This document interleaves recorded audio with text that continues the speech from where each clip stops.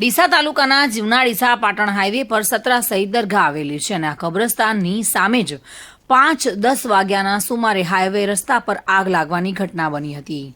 જો કે આજુબાજુના વિસ્તારના લોકો અહીંયા કચરો ઠાલવે છે અને આ કચરામાં અચાનક આગ લાગી હતી અને ત્યારબાદ આ આગ બેકાબૂ બની ગઈ હતી।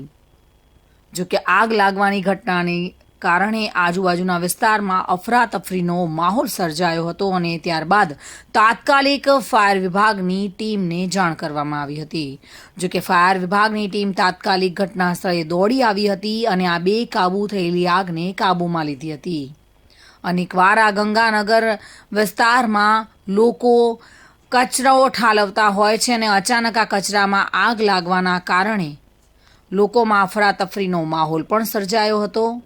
જો કે હજુ સુધી આ કચરાનો નિકાલ નથી કરવામાં આવતો અને વારંવાર અહીંયા કચરો નાખીને જતા લોકો પણ બેદરકાર જોવા મળી રહ્યા છે, જેના કારણે કોઈ ઘટના ઘટી શકે તેવી પણ સમસ્યા ઊભી થઈ શકે છે। જો કે આગ પર કાબૂ મેળવ્યું હતું અને કોઈ પણ જાનહાનિ ટળી હતી। વિપુલ મંડોરા સાથે bureau report, today Gujarati news.